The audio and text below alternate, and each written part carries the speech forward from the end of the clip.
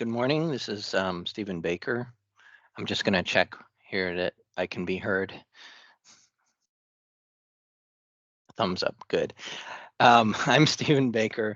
I'm the Director of Trust and Estate Services for the Innovative CPA Group. And to briefly introduce myself, I've been a CPA for over 30 years and an attorney coming up on 25 years. And I've specialized in estate planning and probate. And currently I'm licensed in Texas and Arizona. But I wanted to take the opportunity to use this webinar to address some of the most common federal tax related questions that I encounter upon the death of a first spouse. So we're going to have some Q&A after I'm done speaking, but I'm just going to plug through here 3 different categories: federal individual income tax, federal fiduciary income tax, and federal estate tax. Okay, let's see. Trying to get my slide to move here.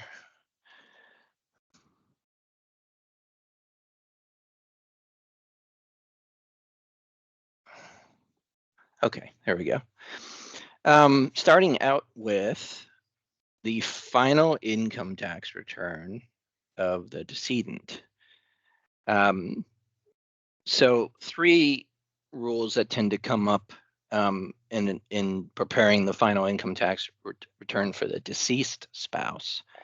Now, just as a preliminary matter, note that the deceased spouse's final tax year ends on the date of death, and the first tax year of this decedent's estate begins on the day after the date of death. And with that in mind, I just wanted to discuss some special rules that tend to come up on that final income tax return. First of all, any suspended passive activity losses for the decedent are deductible in the final return to the extent there was built-in gain and the related partnership or other passive activity interest immediately prior to death. So in other words, you get to take any suspended passive activity loss to the extent that the basis is adjusted upward, which we'll talk about in a few minutes. But any remaining suspended passive activity loss is lost and can't be used by the estate. Any capital loss or net operating loss carryover for the decedent is also lost and can't be used by the estate. But keep in mind that the way that this works is if they were filing jointly, the spouses were filing jointly, you actually have to account for the capital loss of the decedent and the net operating loss of the decedent. This doesn't apply to the surviving spouse's capital losses and net operating losses. And finally, if you have a medical expense incurred during the decedent's lifetime that's actually paid by the estate within 1 year after death, then the executor may elect to claim that income tax deduction on the Form 1040 rather than as an estate tax deduction. Usually this is the case when there isn't going to be an estate tax return, but it's just something to keep in mind. Now, filing options for the surviving spouse. In the year of death, the surviving spouse can file a joint return. And if an executor hasn't been appointed and the surviving spouse is not remarried, the surviving spouse can actually sign the joint income tax return. And that's the taxable year in which the date of death occurred. But with joint filing comes joint and several liability for the decedent's income tax. So you want to be cognizant of what the political situation is with the party and who's been appointed as executor before you go ahead and do that. Now, if an executor is appointed, the executor has to sign that return at that time. The surviving spouse may also claim an income tax refund that would otherwise be issued to the decedent and the surviving spouse, so that the check is actually just made out to the surviving spouse. This is most commonly the tax year before the date of death, if the individual died in the first half of the year. Usually you have to get the refund check issued in the name of the surviving spouse, and that's a separate form 1310. And finally, if the surviving spouse filed or qualified to file a joint return for the year of death, the surviving spouse can also file as qualifying widower, which is essentially the joint rate schedules that are advantageous for the 2 years following the date of death if the surviving spouse has a qualifying dependent and remains unmarried during that time period. Now, any other filings or dealings with the IRS generally have to be handled on behalf of the decedent by the executor. And we're going to talk about the definition of the executor here in a few minutes. The next subject, which is pretty important, is what happens to the income tax basis of inherited property. Most of you are probably familiar with this rule, but certain property acquired from a decedent may be adjusted up or down to the fair market value on the date of death, subject to certain estate tax elections. For example, use of alternate valuation date, special valuation for qualified farm, or special valuation for conservation easements. Those are not very common elections that are to be made, but I'm just mentioning them just to sort of complete the picture, the way this works. Now, to what property does this basis adjustment apply? First, obviously, property acquired by bequest, devise, or inheritance by the decedent's estate from the decedent. So that's basically the property that's included in the so-called probate estate that was in the decedent's name. Obviously gets a step up in basis. Property that's in a revocable trust also gets a step up in basis. Although I have run across this at least once, you could also have a trust where it's not your traditional revocable living trust, but the decedent had some exercise of control over the trust to change the terms. And if that is also the case, that also ends up being included in the taxable estate for state tax purposes. That also gets a step up in basis. Property passing without full and adequate consideration under a general power of appointment exercised by the decedent by will. In other words, if the decedent had a general power of appointment over the property, that's included in the taxable estate, but it also gets adjustment in the basis of the property. Now, just briefly, what is a general power of appointment? It's the power to appoint to your estate or the creditors of your estate in the context of a power that's exercisable by will. The next category is property which represents the surviving spouse's 1/2 share of community property if the other half is included in the decedent's gross estate for state tax purposes. Now, this is important. 1/3 of the population of the United States lives in a community property state. And what this means is that if I own community property in my own name and I die, or if I own community property in my name and my spouse dies, I get adjusted basis for my property, the whole thing, not just the half of the spouse who died, but the surviving spouse's interest gets an adjusted basis at death. Now, the reason this is important is, like I said, there are 9 community property states, but there are a number of states, including Connecticut, that have a form of the Uniform Disposition of Community Property Rights at Death Act, which basically says if you come into our state with community property, you migrate into the state of Connecticut with community property, we're going to let you maintain the character of that community property at death, only for purposes of determining where the property goes at death, not on divorce. And those statutes were enacted entirely to take advantage of this rule that all community property gets an adjusted basis at death. And there are over a dozen common law states that have a statute to this effect. Florida is another one, but they all vary somewhat in terms of the scope of what they consider community property that you're bringing into the state. So you really have to look at the statute. But that's something to be aware of if you know you have a client who migrated from a community property state. Now, the next category is property of a marital trust. We're going to talk a little bit about the Q-tip election later when we talk about federal estate tax. But if you elected to take a deduction for a qualifying transfer to a marital trust on the estate tax return, it gets included in the gross estate of the surviving spouse. Okay.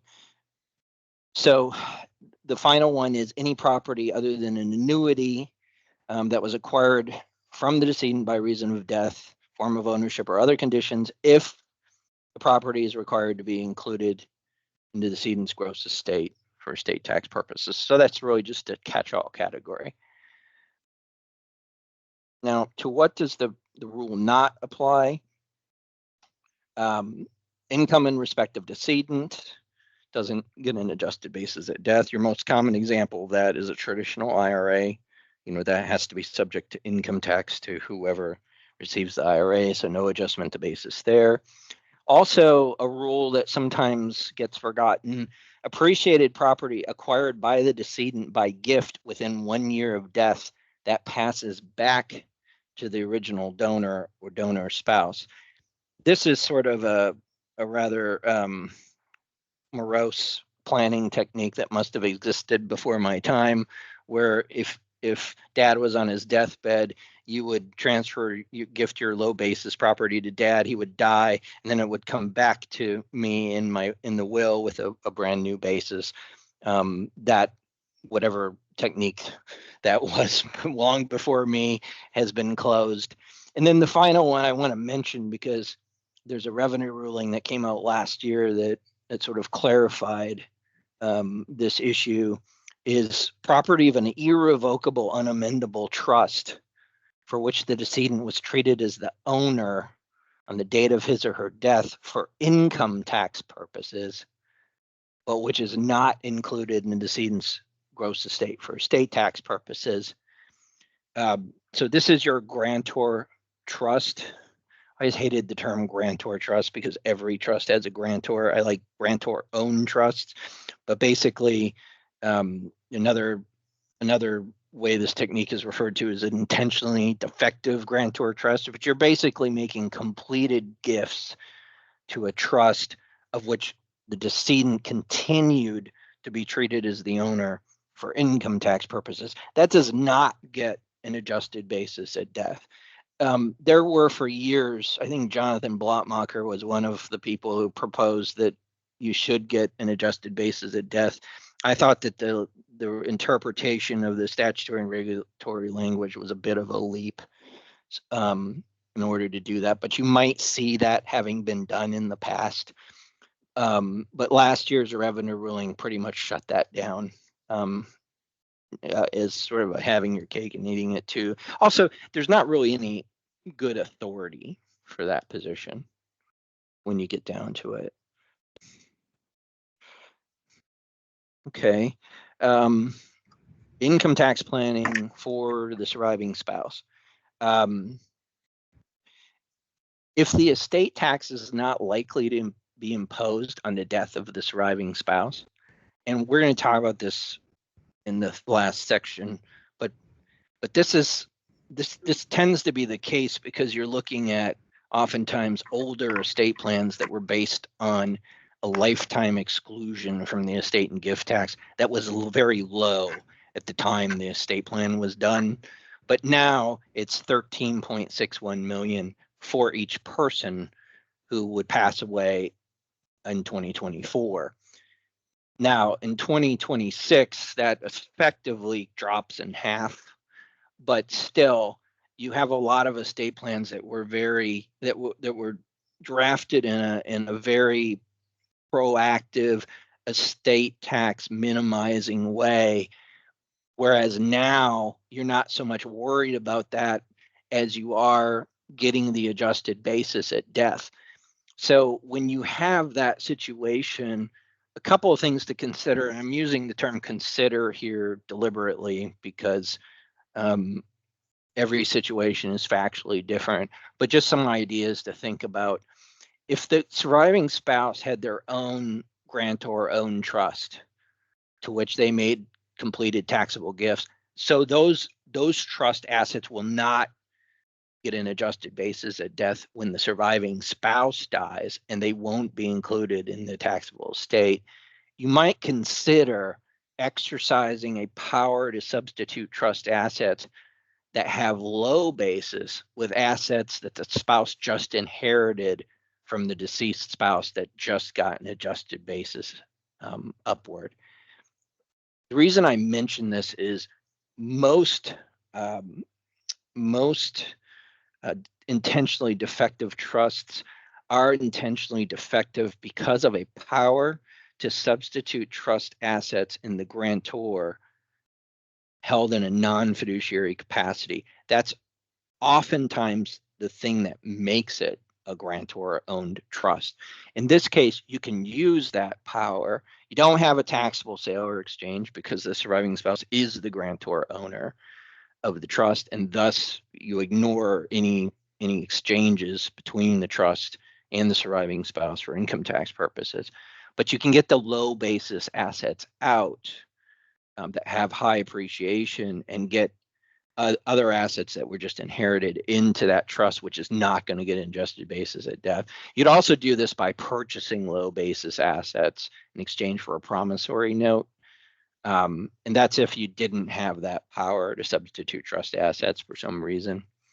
Now, with respect to any trust that would not otherwise be included in the surviving spouse's taxable estate, in which the surviving spouse is a beneficiary, you might also consider taking actions that would cause the assets to be included in the surviving spouse's taxable estate.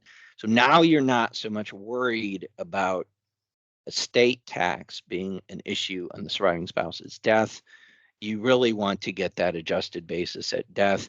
Oftentimes, those trusts grant an independent trustee or a trust protector the power to give a beneficiary a testamentary general power of appointment over those trust assets.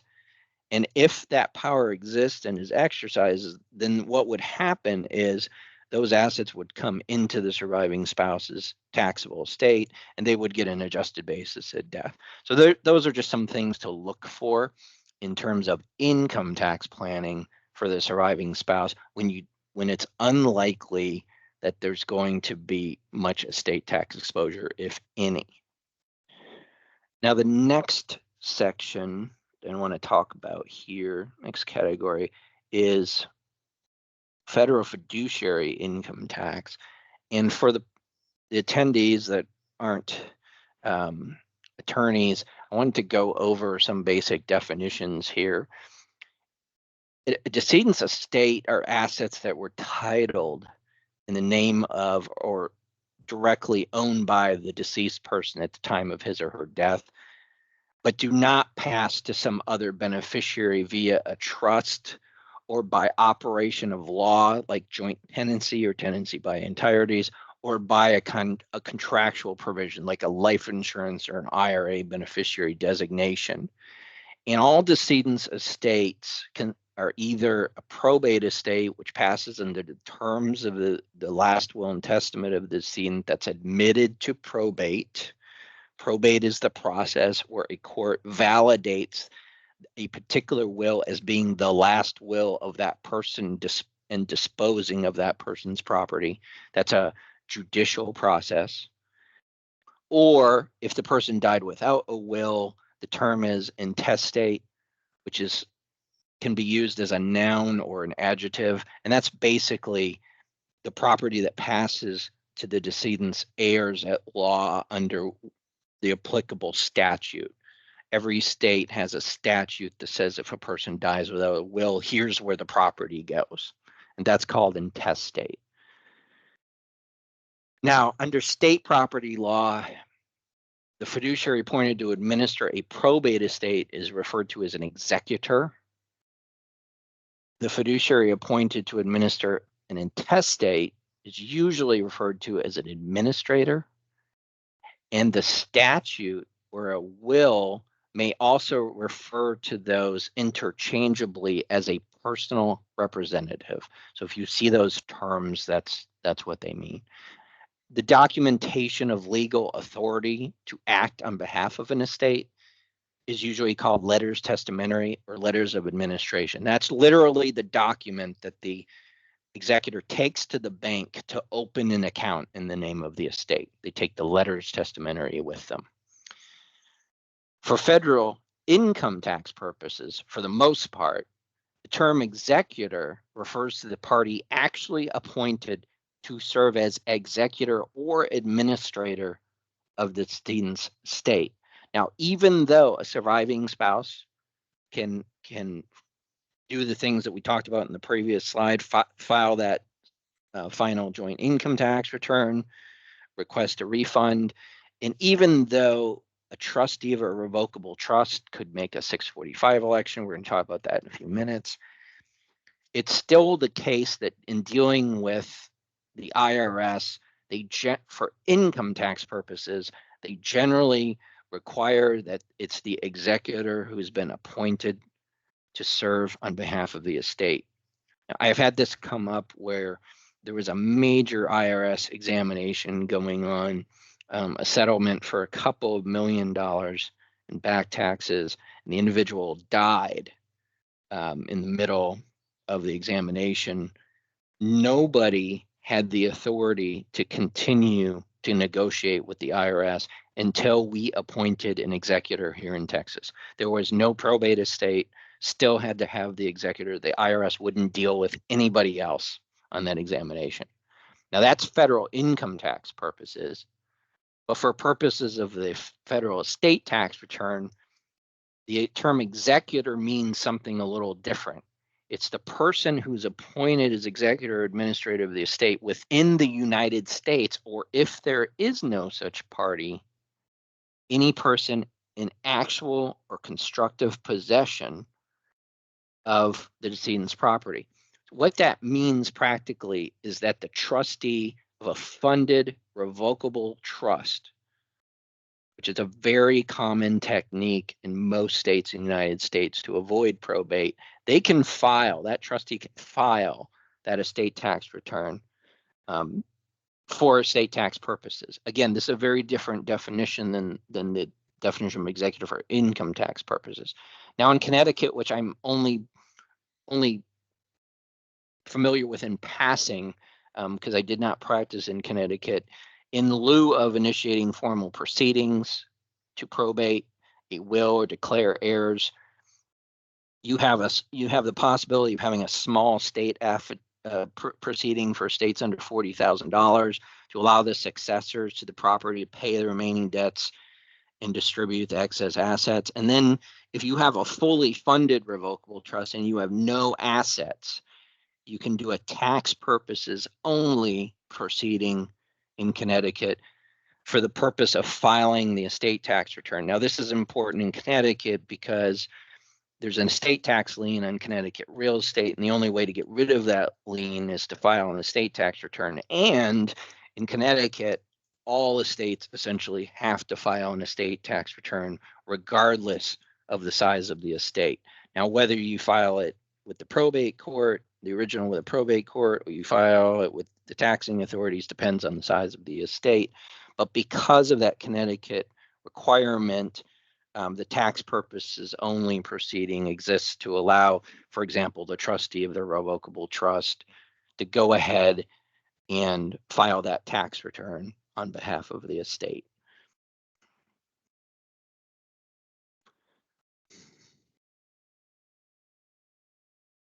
Now, next, like I said, we were going to cover election to treat a revocable trust as part of the estate. Like I said, use of a revocable trust, sometimes called living trust, very common in most states in the United States in order to avoid probate, because probate is often very involved judicial process.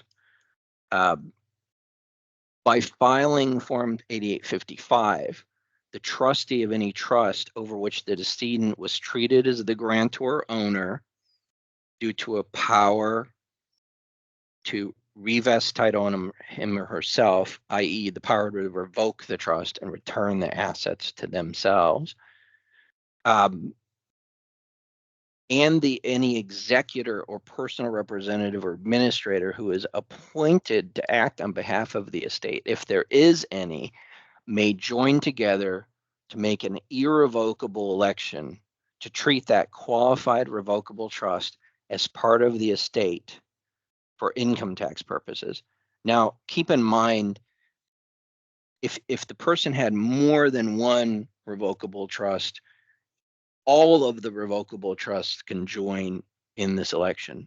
Okay. Sometimes there's a separate revocable trust for residences for privacy purposes, and that would be separate from the main living trust. But the point is that both of those trusts can join in that election. Now, if there's no executor appointed at the time the 645 election is made, then the trustee of the qualified revocable trust may make the election. In other words, the trust is becoming effectively an estate for purposes of filing. Okay. Now, how is the 645 election made?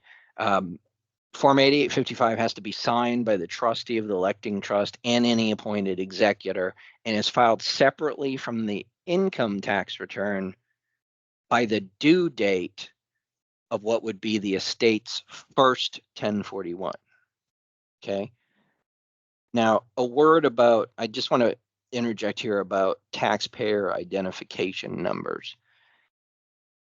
First, keep in mind that in any grantor-owned trust of a person who dies has to obtain a new taxpayer identification number after the death of the grantor owner, and that's regardless of whether or not the trust was revocable or had its own taxpayer ID number during the lifetime of the grantor. That's just a regulatory rule.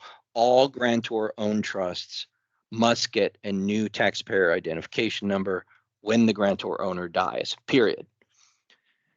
This is important because it's going to affect what you're putting on that Form 8855. Now, also, one thing to clarify, if an executor is appointed with respect to the grantor owner's estate, then and only then does the estate get a separate taxpayer ID number. In other words, if you have a fully funded revocable trust on the date of death, and it's the trustee of that revocable trust that's filing the 645 election so it can be treated like an estate for 2 years, you just use one new taxpayer identification number that was obtained for that revocable trust as a result of the grantor's death. You don't get another taxpayer identification number for an estate unless there's an estate. Okay. I've seen this mistake made a couple of times.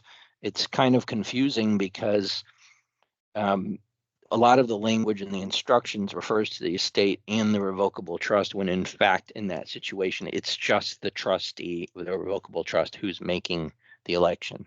Okay. Now, if an executor is appointed after the 645 election was made, then they have to, the trustee and the executor have to file a new Form 8855 that has the executor's consent within 90 days after the appointment of that executor. Okay. Now, this could come up because you could have had a fully funded revocable trust. Say you had a physician who was the decedent, and somebody sues him a year and a half after he dies, now you're going to have an executor to handle that lawsuit. So even though all the estate planning worked out the way it was supposed to, you might need an executor anyway later on down the road. And if that happens during the 645 election period, you got to do a new 8855 with both the executor and the trustee. Now, when the combined Form 1041 is filed during the election period, you must check box G at the top of page 1, okay, and include the taxpayer identification number of the electing trust. And then the income and deductions of both the estate and the electing trust are put on that single 1041. Now, if there's no executor appointed, there's no need to obtain a taxpayer ID number for the estate, like I said. So the taxpayer ID number of the taxpayer for the 1041 will be the taxpayer identification number for the trust, okay? The 645 election does not apply to the separate sub-trusts that receive allocations and distributions of income and assets under that revocable trust instrument. Those trustees have to obtain separate taxpayer ID numbers, and they have to file separately on a calendar year basis. They're not part of this election.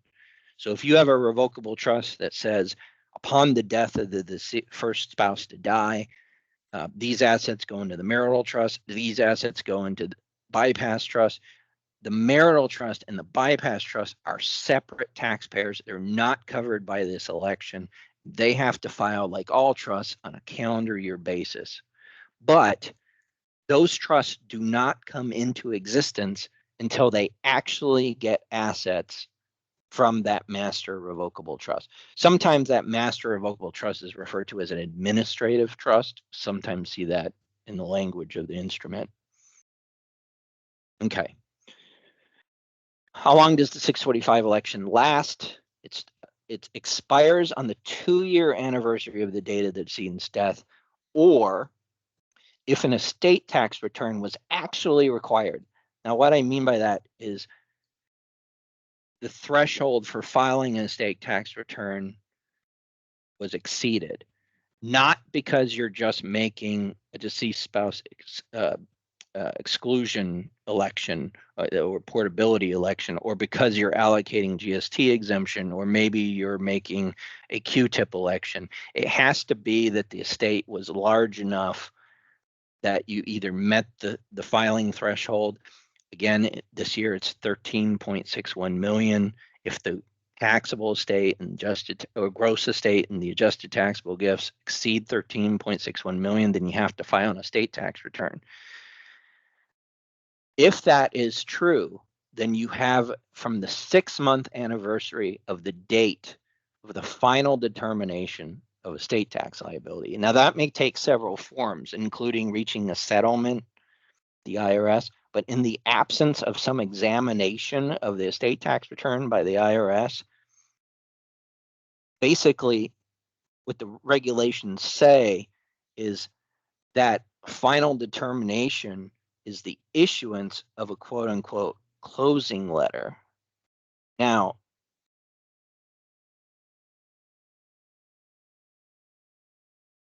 basically, to say exactly what the regulation says, it's 6 months after the issuance of a closing letter or the expiration of the limitations period on the assessment of any additional estate tax, which is 36 months after the later of the due date or the filing date. So you could have the general limitations period close as well. But the current position of the IRS is to have you not request a closing letter until 9 months after the Form 706 is filed. Now, up until a few years ago, closing letters were always issued. And when the 645 regulation was written, that was what was contemplated, is that every estate tax return that was filed would have a closing letter issued if it wasn't examined. Now that you have to ask for that, and you can't ask for that until 9 months after the 706 is filed. So that's 15 months plus a 6-month extension plus 9 months to request it. That's how long it would take to get a closing letter. And again, this is what triggers the end of the 645 period when you have an estate tax return that's required. And that's at least 30 months after the date of death. So just something to keep in mind. The other thing too is the IRS is trying to get you to get a transcript with the code 421 in lieu of getting a closing letter. Like they're really pushing this online system. And they're basically saying that's a functional equivalent of a closing letter as far as they're concerned. And that third parties, to the extent that they rely on closing letters, should rely on a transcript that's obtained. Now, query whether if you never request a closing letter, if you can keep the 645 election open until the statute of limitations runs on assessing additional estate tax. And again, that's 36 months after you file. So just something to think about if you have a situation where you had to file an estate tax return. Now, what happens if the electing trust is fully distributed and terminated during that 645 election period? The trustee of the electing trust has to file a final 1041 under the name and original taxpayer identification number of the trust, even if there's no income or deductions reported, in order to inform the IRS the trust is no longer in existence. So they're doing that through the end of that 2-year period. So even if you had a year, let's say you distributed the entire revocable trust in the first year following the year of death, you'd have to file another return for the second year reporting no income and deductions just to close out the 645 election period. Now, what happens if the electing trust is still in existence after expiration of the period? And this tends to be the case more often than not. That's going past 2 years. The trustee of each electing trust must begin filing a separate 1041 on behalf of the trust on a calendar year basis. And if the trustee originally made the 645 election when there was no appointed executor, then they have to get a new taxpayer ID number at the end of the 645 period. That's very important. And the reason that is when the 645 period closes, there's like a deemed distribution, which the trust will get essentially is treated as getting a distribution from itself on a Schedule K1 when the 645 period expires. They just want the EIN that you were using for the quote unquote estate's income tax return, which was really the trust, to be different than the taxpayer identification number of the trust that's going to continue filing on a calendar year basis. Now, on the estates, Form 1041 for the taxable year termination, the combined income and deductions for portion of the year that the 645 election was in effect are included on the return, and a distribution of all of the trust's share of income, including net capital gains, is deemed made on a Schedule K1 to the trustee of the trust. So on that, say, 2-year anniversary, the trust is deemed, the qualified revocable trusts are deemed to receive a distribution of their assets. And then the estate continues to file as an estate on the same taxable year for as long as the estate administration continues. Okay. Why make the 645 election? One reason is having to avoid filing more than one Form 1041 for both the estate and the revocable trusts. Another is to allow the trust to take advantage of certain income tax options that are only available to estates. Because remember, the combined filing, even when there's not an actual estate, the combined filing during the 645 election period is essentially an estate for all purposes.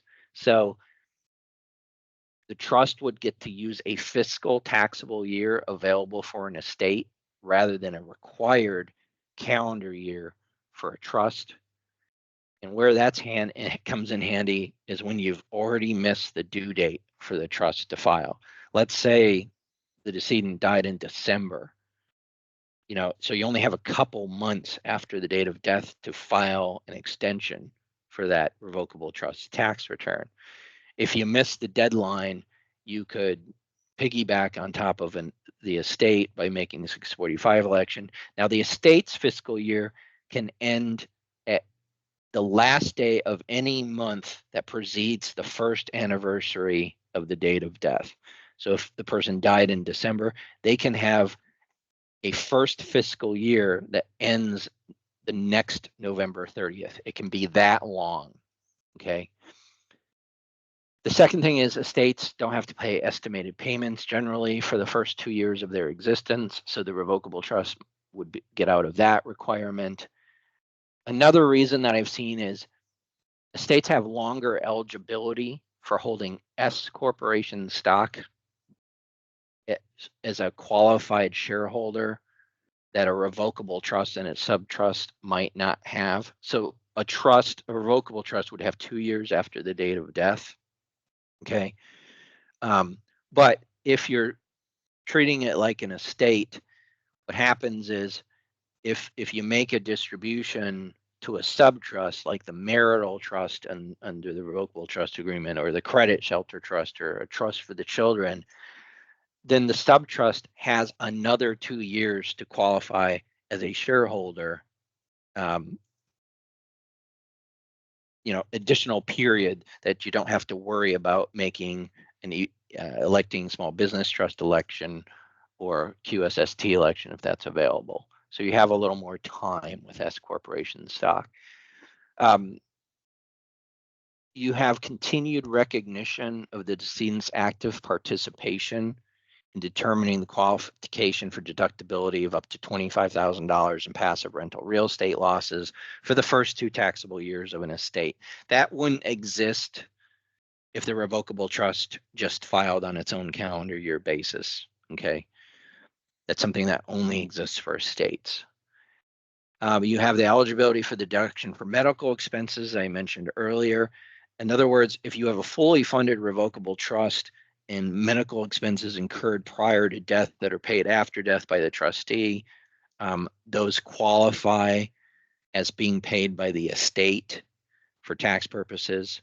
So you get that ability to take the deduction on a prior Form 1041.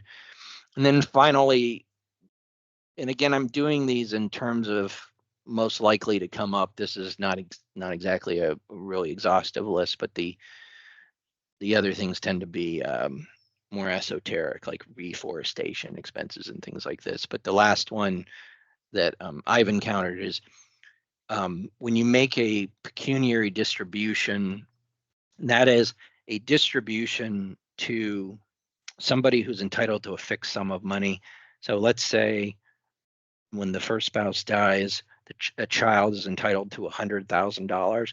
If I transfer stock instead of cash to that child, but the value of the stock has gone down since the date of death,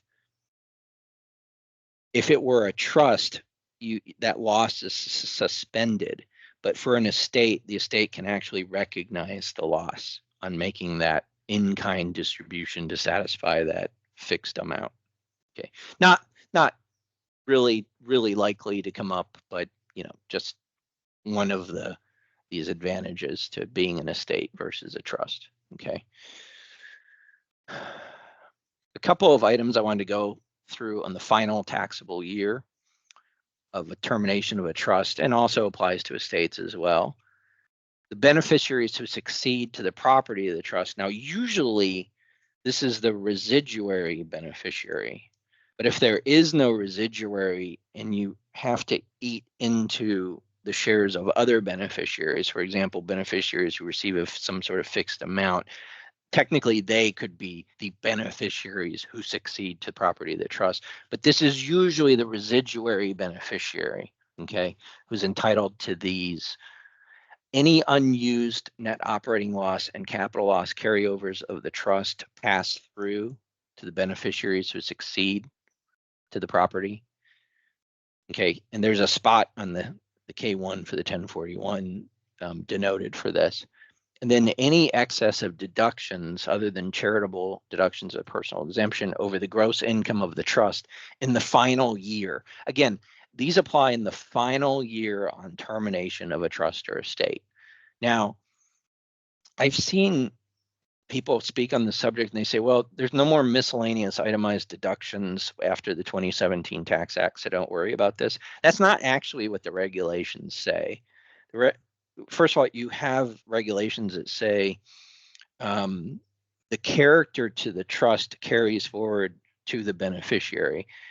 In that context, the code and regulations say that if you had an expense of the estate or the trust that would not have been incurred but for the property being in an estate and trust. So common examples, attorney's fees, okay, for advising the trustee or for probating the estate.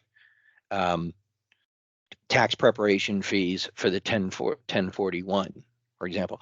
These expenses are not actually miscellaneous itemized deductions. So to the extent that they exceed the gross income in that final year, that beneficiary could get an itemized deduction that's not subject to the 2% floor that flows through to them in that final taxable year. So there still could be some benefit there. And this goes to the timing of terminating the trust or the estate. Okay. So the timing of when you pay those expenses versus when you terminate the trust. For example, if you owe the attorneys and the accountants, money, you might choose to terminate the trust on January 31st if the fiscal year end is December 31st to bunch up those deductions. It's really just something you have to run the numbers on to see if that would be an advantage. Okay, the last part I want to talk about is federal estate tax issues. And I use this chart all the time just as a big picture look at how the estate and gift tax works. Basically, you're taking completed gifts during your lifetime minus your annual exclusions, your marital deductions, your charitable deductions. You fill up this container with taxable gifts. And then at your death, you take your net taxable estate, again, reduced for marital and charitable deductions, and you pour that into the container. And to the extent that the container overflows, you're going to have a gift or estate tax currently at 40%. Now, the size of that container is called the lifetime applicable exclusion amount. And it's the basic exclusion amount is the terminology. And right now, in 2024, that amount by statute, at least for U.S. residents and citizens, is $13.61 million. But it also includes the deceased spouse unused exclusion that taxpayer claimed when a deceased spouse died, their unused exclusion as a result of filing an estate tax return for that deceased spouse. That's what it means by portability, the ability to use the deceased spouse's unused exclusion. Okay. Now, this chart tracks the various relevant tax attributes going back to 1997. Now, the reason I stopped at 1997 was it was the same going back all the way back to 1976 when the last time that they futzed with the estate and gift tax. So there's no point in going back before 1997. But you can see the lifetime gift tax exemption, the lifetime estate tax exemption has increased dramatically over that time period. The green line, it might look black to you. The maximum estate and gift tax rate has also fluctuated. At one point it was 55%, now it's 40%. And then the maximum long-term capital gains tax rate, which is the red line, has also fluctuated. Now, the reason I put those two lines there is to illustrate the general proposition that if you're facing estate tax, it's better to avoid the estate tax than it is to get an adjusted basis upward at death, because at least on the margins at the top of that taxable estate, you're paying 40% of the total value of the asset versus a capital gains tax rate on the built-in gain as a result of, for example, making a lifetime gift of that asset where you wouldn't get an adjusted basis at death. Okay. Now, as you probably are aware, over the years, certain Democrats in Congress have floated the possibility of repealing the adjusted basis at death rule, but while also maintaining the estate tax. But in terms of looking at this chart, that wouldn't fundamentally change the landscape of estate and gift tax planning. It would actually effectively make transfers at death even more expensive, because that differential between that black line and that red line wouldn't matter anymore. Now, whether that will ever actually happen is another story. We'll talk a second about the lifetime exclusion amount, because there are planning opportunities here. So you have the basic exclusion amount is the term that's used. That's the statutorily defined amount that's adjusted for inflation every year. Last year it was 12.92 million. This year, 13.61 million. In 2026, the 2017 tax law sunsets, and that number adjusted for inflation will essentially get cut in half. Okay, the base amount goes back from 10 million to 5 million if Congress doesn't enact any sort of bill to extend that. Okay.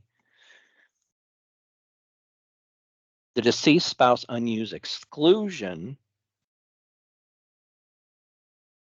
is a surviving spouse's claim to the applicable exclusion amount that was not used by his or her spouse who died after 2010. So this applied after 2010.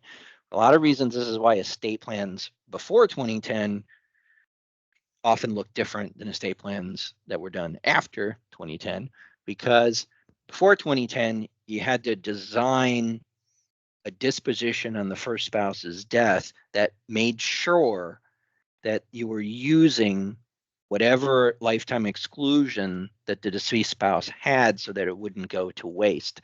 That isn't a concern anymore, but you're going to see estate plans that still reflect that policy.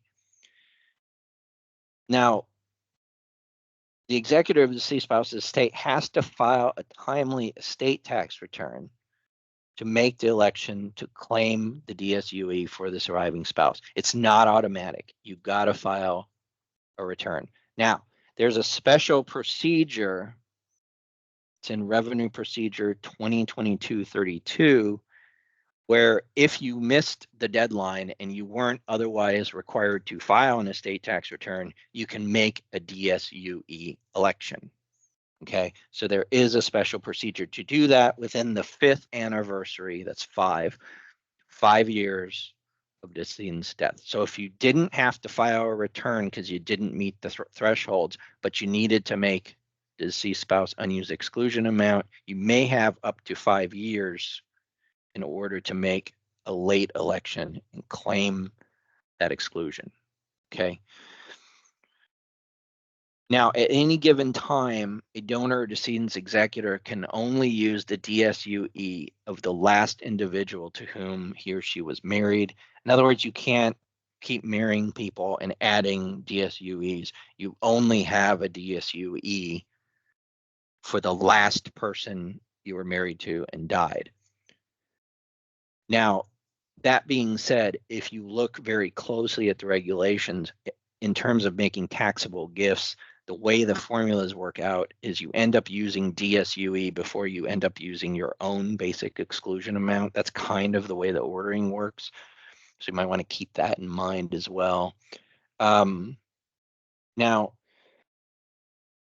there's a simplified method that allows for a loose valuation, like an estimated valuation of the deceased spouse's estate, if the estate tax return would not otherwise be required but for making that DSUE election.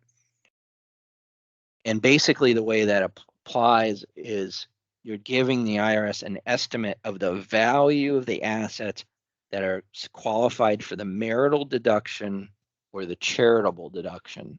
You're giving them an estimate, but the trade-off for doing that sort of quick and dirty version of the 706, the estate tax return, is that the limitations period for making revaluations of those assets will stay open until the surviving spouse's death. So they can always go back now and look at the valuations used on the deceased spouse's return after the surviving spouse's death, which might not otherwise be the case. I personally prefer to do a full estate tax return if the DSU is being claimed, just to not have to fall subject to that rule. Now, remember that the estimated valuation only applies to assets that are eligible for the marital deduction or eligible for the charitable deduction. Very important to keep in mind. All other assets, if you're filing that return, you have to use the valuation standards that would apply to a regular estate tax return. Okay. The executor is the party who makes that election, who may or may not be the surviving spouse. So, query, if the surviving spouse is the executor, an estate tax return would not otherwise be required. Can the surviving spouse charge the estate for preparing and filing that return? Just throwing that question out there for the attorneys. Good estate planning documents should address this in the will or the revocable trust.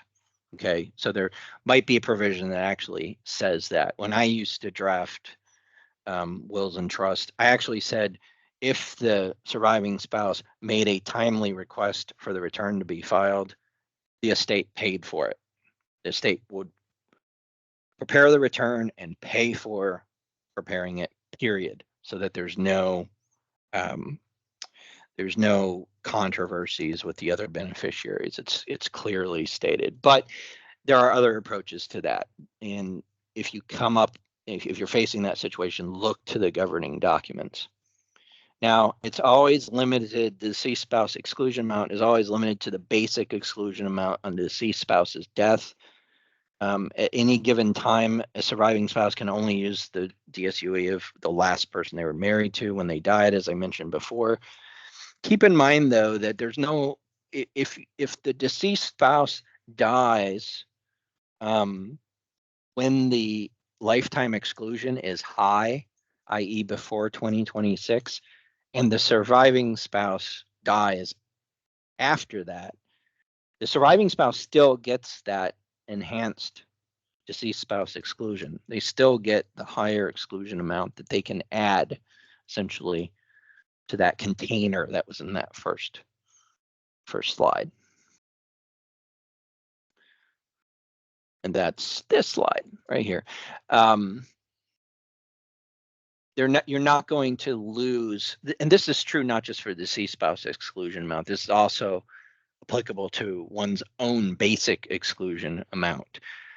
These are called anti-clawback regulations, and it basically says, except for some certain exceptional circumstances, like when you get too cute with making interfamily loans and things like that, they're not going to ding you for additional gifts or a taxable estate, for taxable gifts made when the basic exclusion amount was high, but drops later.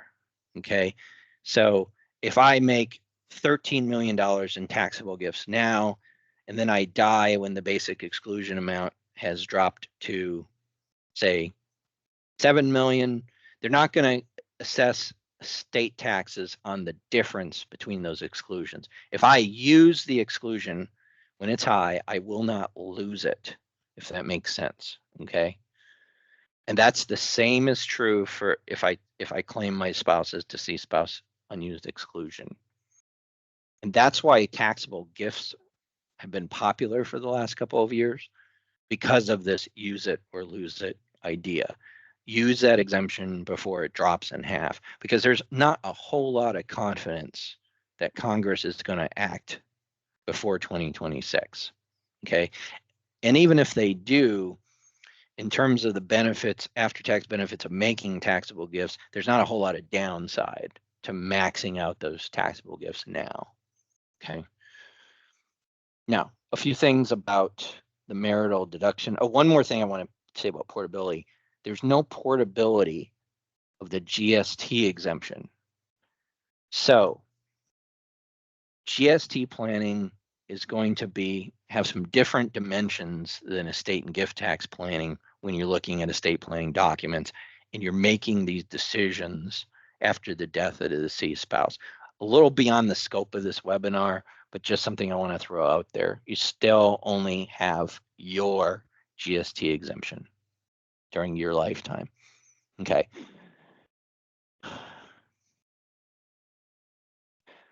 Marital deduction. And I just wanted to go over this before we talk about some planning observations. So if a spouse, the donee spouse who receives a gift or an estate is a U.S. citizen, there's an unlimited marital deduction available for outright transfers to the spouse or for a gift to a trust.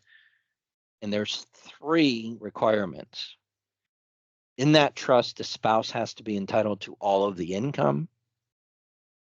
The spouse has to be the sole beneficiary during their lifetime, and either the spouse has to have a general power of appointment, which I mentioned earlier, or the donor or executor has to make a qualified terminable interest property Q-tip election on a timely filed gift or estate tax return. In other words, most marital trusts and gifts to marital trust you see in the deceased spouse's will require that an estate tax return be filed to make that election if you want to claim the marital deduction. And oftentimes you do because you want to use portability. If you claim the marital deduction, what happens is that Q-tip trust gets an adjusted basis at death for income tax purposes, okay? But that surviving spouse can use the unused lifetime exclusion for estate and gift tax purposes. So oftentimes you want to maximize what passes to that marital trust, but you have to file an estate tax return to make that election. There are very few general power of appointment marital trusts, at least in my experience. Now, if the donee is not a U.S. citizen, there's no marital deduction except upon death for a transfer to a qualified domestic trust, which is basically a Q-tip trust with a U.S. trustee and a bunch of other filing requirements, all designed to make sure that the non-citizen spouse is not taking the assets offshore. And this just highlights the purpose behind the marital deduction. The marital deduction is a deferral mechanism. It's the government saying that as a matter of policy, we're going to wait until a surviving spouse dies before we assess state taxes. That's why Q-tip trust assets are included in the surviving spouse's estate.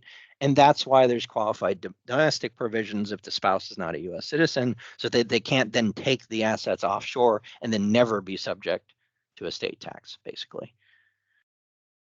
Okay. Now, types of disposition clauses upon the death of the first spouse. This is like, I would say this covers 90% of the estate planning documents you're going to come across will fall into one of these 5 categories generally. But I should say, always read the will or the trust provisions carefully. I'm using quotations here because none of these terms are really terms of art. There's no statute that refers to a bypass or a credit shelter or a marital trust. These are just the most often used terms that you'll come across, but they could be called Trust A and Trust B, depending on the estate planning document. So just be cognizant of that. But these are basically the provisions that you're going to see. The first, of course, is the most simple. All of the deceased spouse's estate goes to the surviving spouse, okay, or the surviving spouse's revocable trust. The second variation of that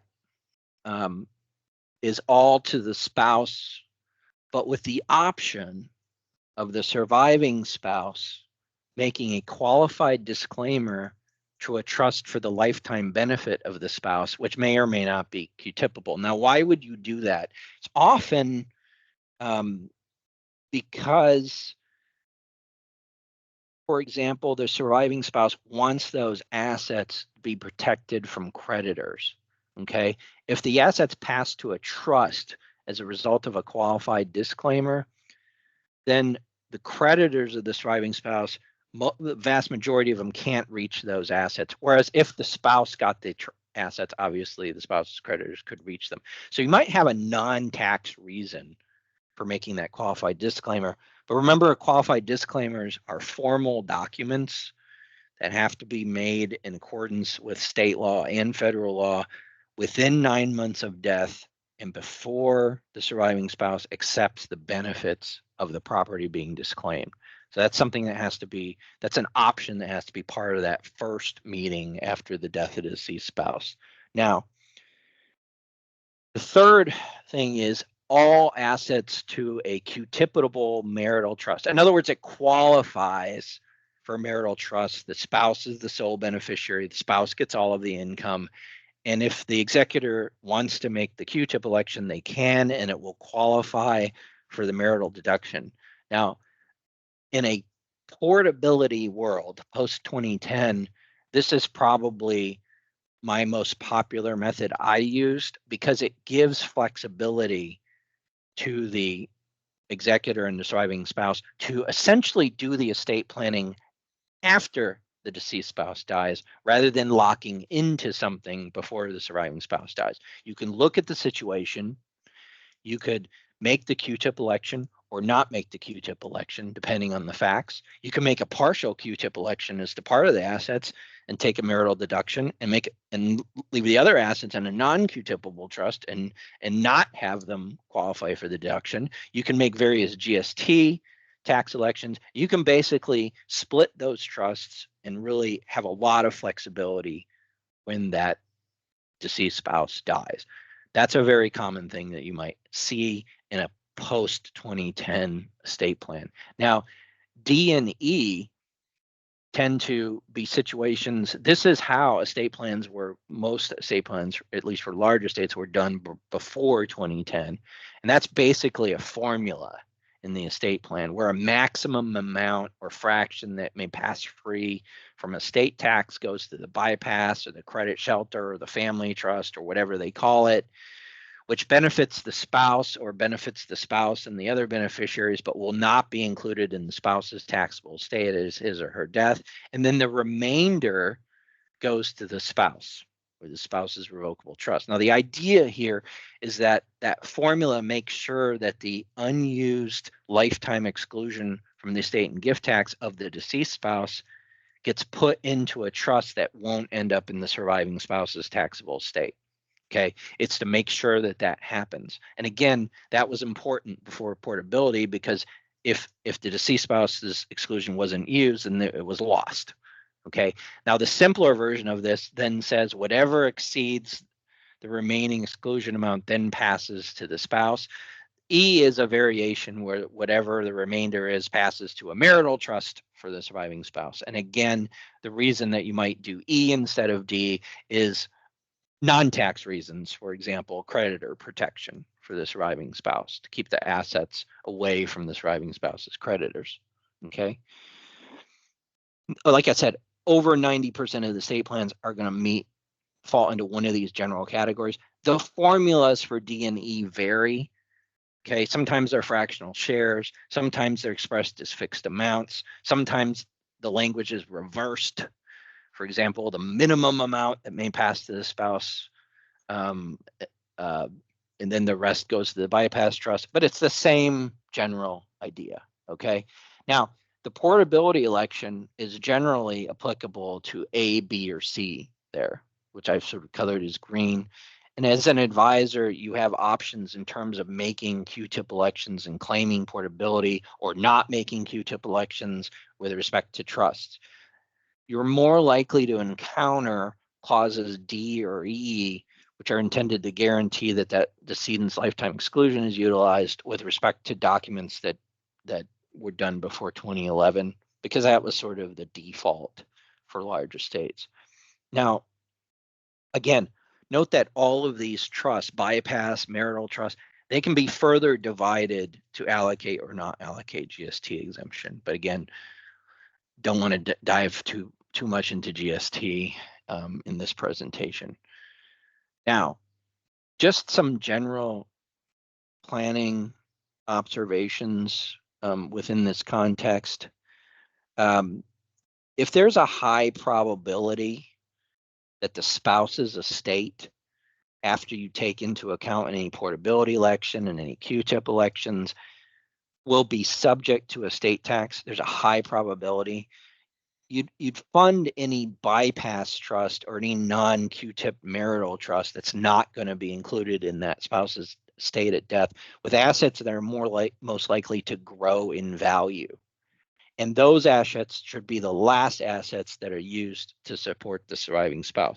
Because again, you're trying to maximize and leverage the use of that lifetime exclusion of the deceased spouse. So you don't want to spend it down, and you want to have the maximum amount of growth passing to the other beneficiaries, okay?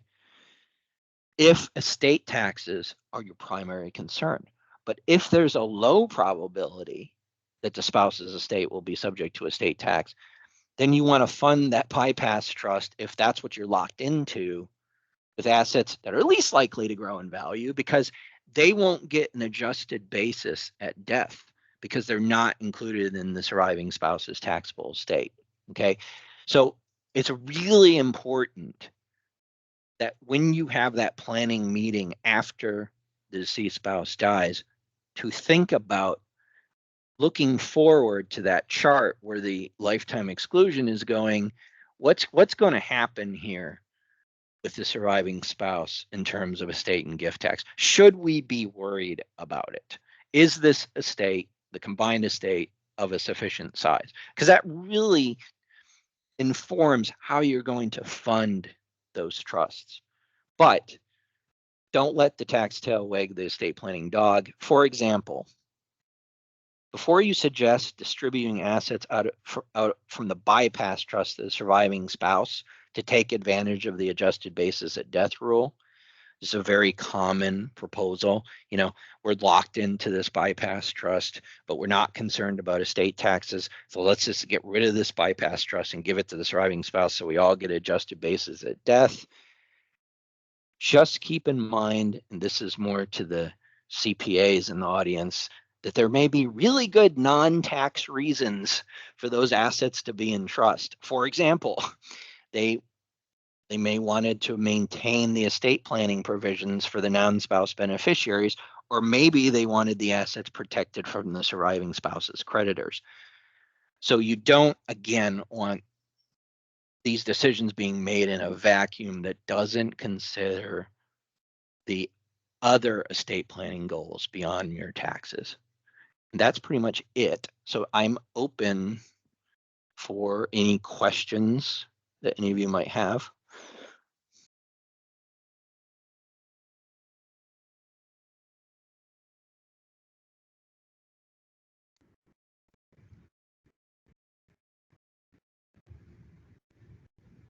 I have a question. Okay.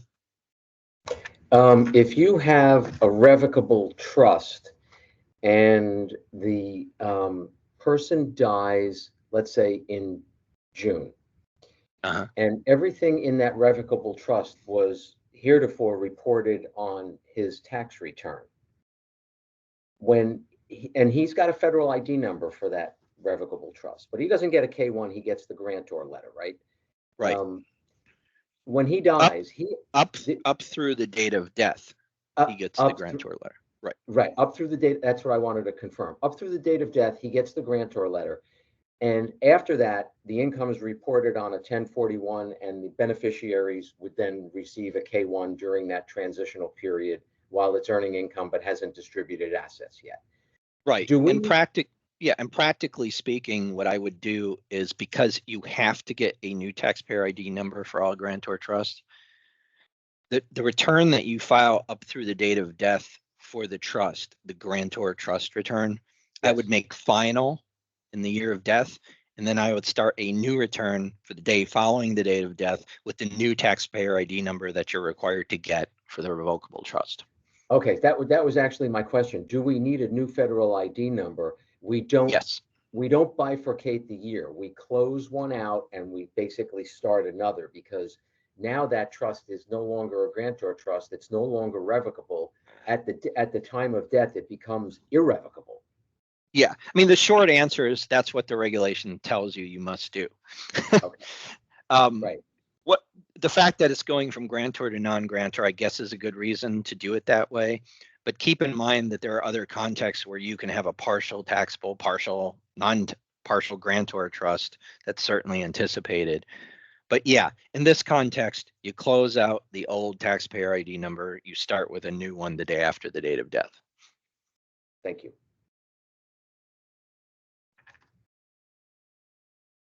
Am I on? I have a question. I have a client who we filed the tax return and now they're changing the executor. How do we notify the IRS so any issues come back to the right person? So the new executor files a new Form 56. That's the notice concerning fiduciary relationship. And the old executor is going to want that new executor to do that because they don't want to be on the hook with the IRS anymore. So you file a new Form 56, and then you check the change in fiduciary and change in fiduciary's address at the top of page 1 of the next 1041. Now, is that the same if it's a trustee for a trust? Yes. So there's it right near the top. There are all these boxes to check for certain situations, initial tax return, all that. There's two boxes. I think one is you're changing the fiduciary, and another one is you're changing the fiduciary's address. You would want to check those in the first 1041 that the new executor or the new trustee is going to sign. But always do a new Form 56. I'm just checking also because there's been a lot of notices coming out regarding change of responsible person, but that's a completely different form. Yeah, I mean, so there's this thing that happens. So this is applicable to all decedents' estates. It's totally maddening. So when I was doing a lot of probates up through last year, in Texas is an anomalous to the rest of the country. In Texas, we always do probates because it's really simple and easy. Washington is the same way, but those are the only two states that have independent administration. But you're always doing an estate. So you file the Form 56 for the decedent. You're saying the executor is now acting on behalf of the deceased taxpayer. Here's a copy of my letters testamentary. Here's the notice of my fiduciary relationship as the executor to act with respect to any tax matters of the deceased taxpayer. Here's the problem. And this is more likely to be a problem not in the context of what we're talking about here, where the surviving spouse is still alive, but it tends to be more a problem when the executor's address is going to be different than the decedent's.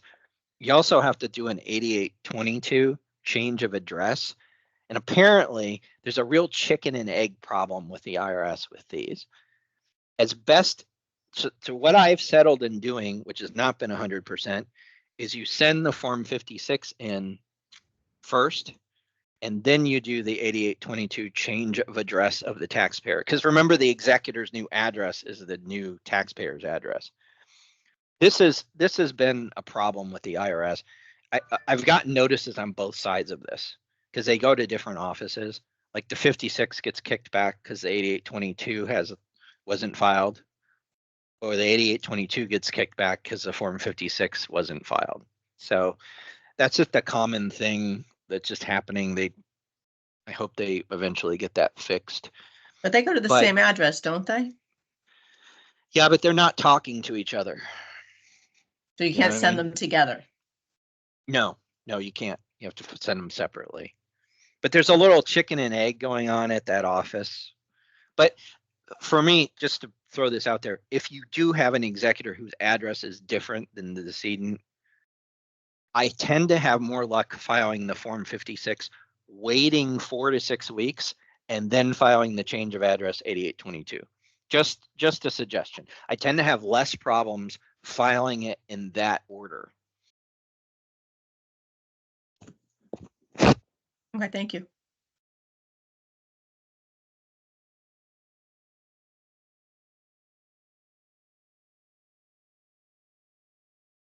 You got another hand up. I don't know if you see it.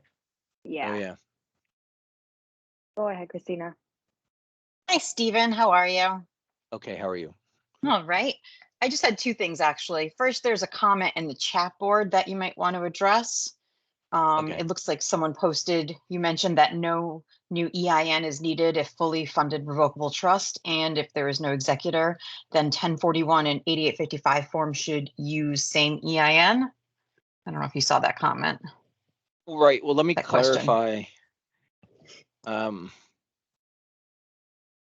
As a technical matter, I can't see the question, but let me clarify that rule. So we're talking about a fully funded revocable trust so that we don't need an estate. Okay. The general rule is that revocable trust has to get a new taxpayer identification number as a result of the decedent dying. Okay. So the revocable trust is going to have its own taxpayer identification number. If there's no executor of the estate when you file the form 8855, there's the instructions 8855 actually specifically address the situation, but you use that taxpayer identification number that you got as a result of death, and the revocable trustee files that 8855 with just that taxpayer identification number.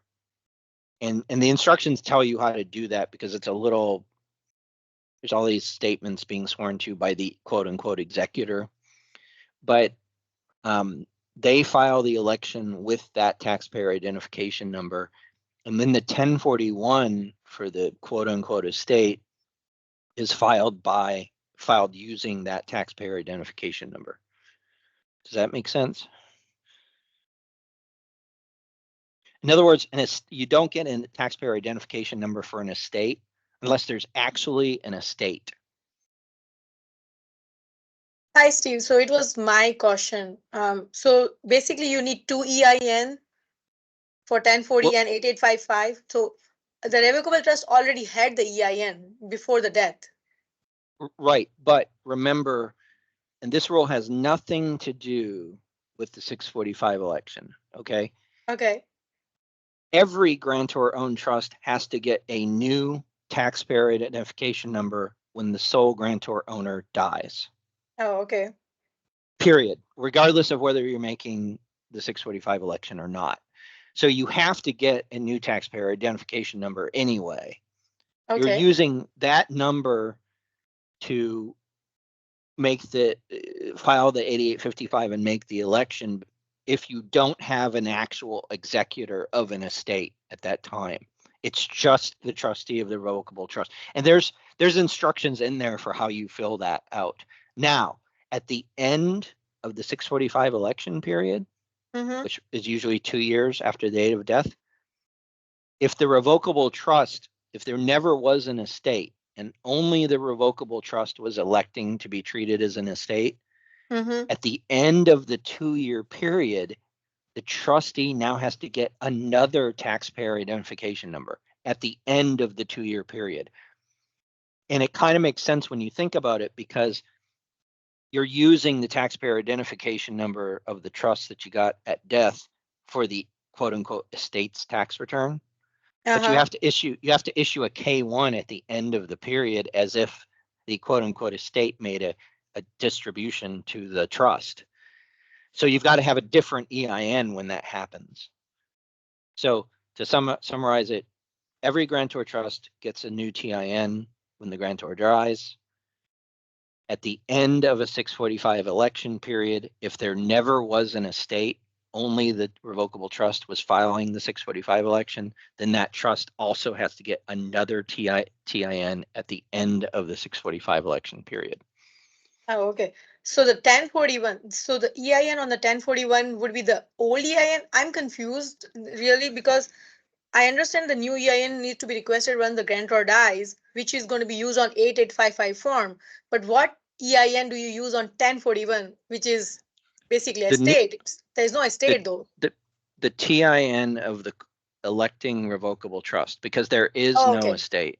Oh, So okay. the electing revocable trust is filing a return like an estate. Correct. Yeah. Okay. It is Thank you. confusing. It's Yeah, it is confusing. I was reading instructions 10 times and going nowhere. Stephen? part of it is they don't ever include the instructions about all grantor trusts have to get TINs anyway. For some reason, that never gets included in the discussion, so. Got it. Thank you. I have a question about I want to go back to portability and just a simple example of portability for the moment. The 13.6, I'll round, 13.6 exemption, husband dies, he has $1 million estate. The spouse, the surviving spouse, has about $20 million of assets. So in the absence of portability, she has a problem without any other type of plan, just owning the assets outright.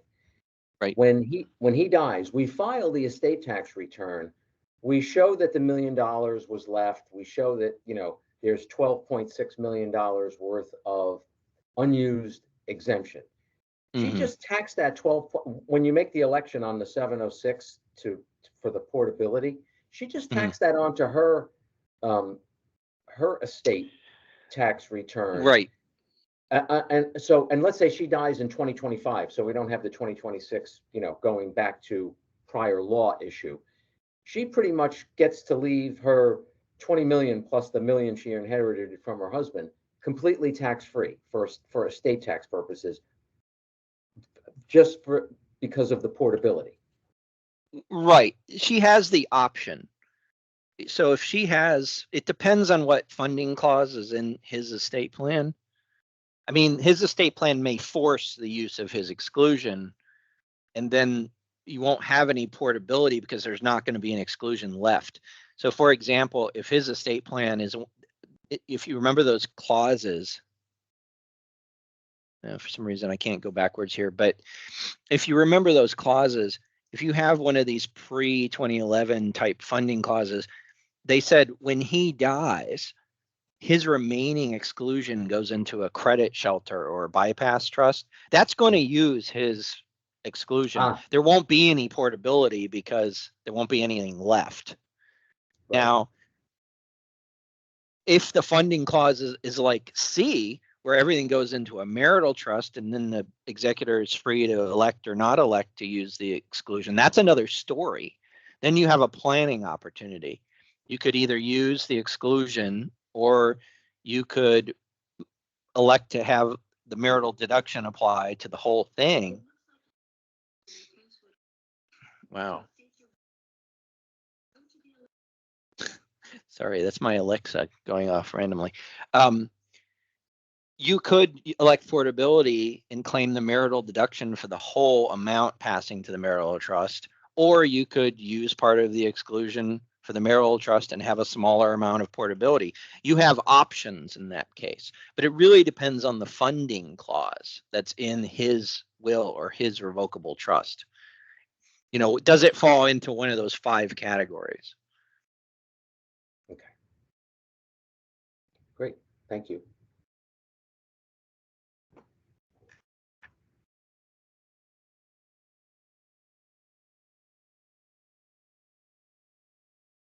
Hey, Steve, I still actually had a question, if you don't mind. Sure. So at what point is an estate or trust considered terminated for the tax purposes?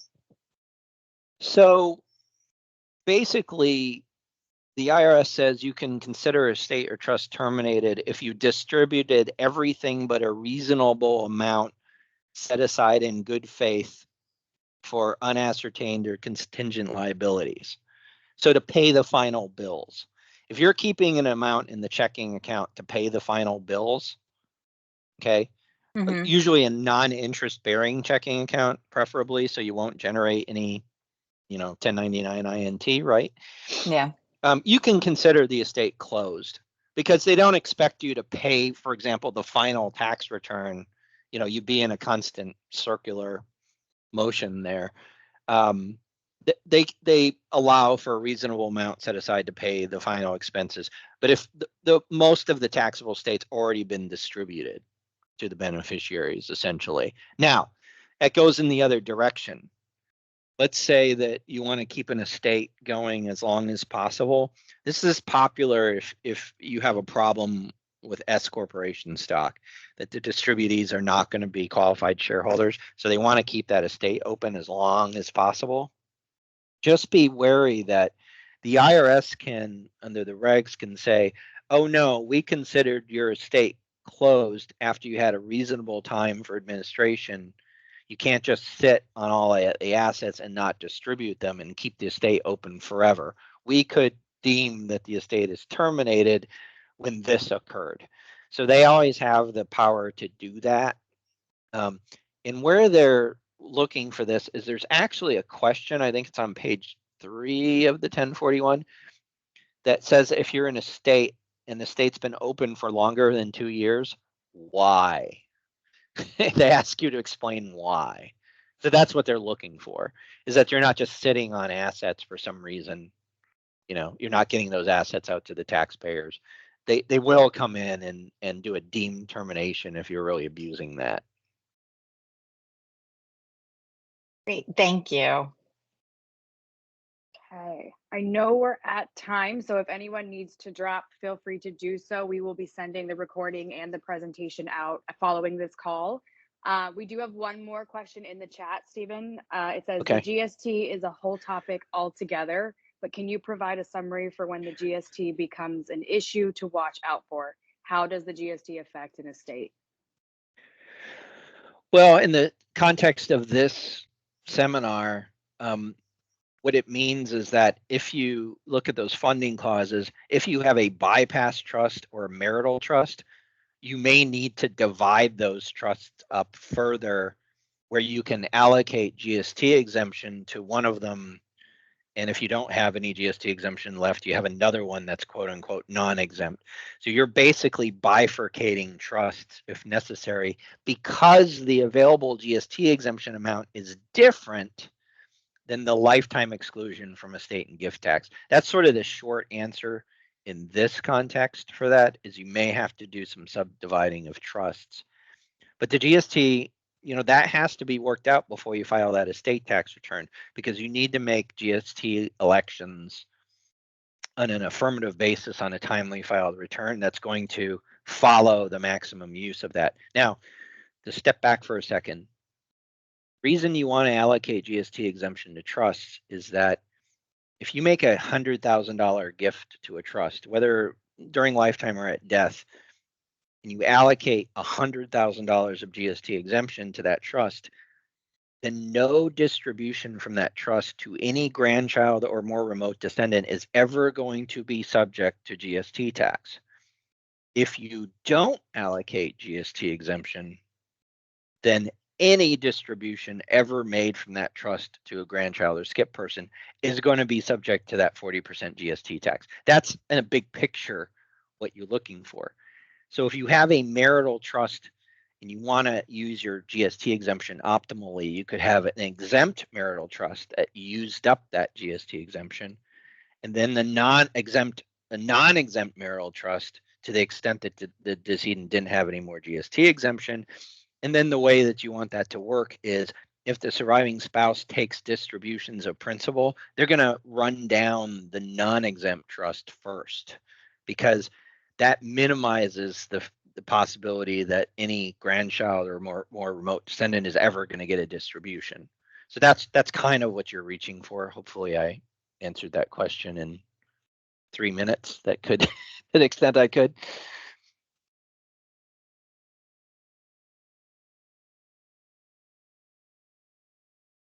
Any other questions? I can't see the queue, so. No, I think that was our last one. Okay. Well, thank you. Yeah. Thanks Thank everyone you so for much. attending. Thank you, Stephen. Thanks. Have a good one. Yeah, thank you. Bye, everyone.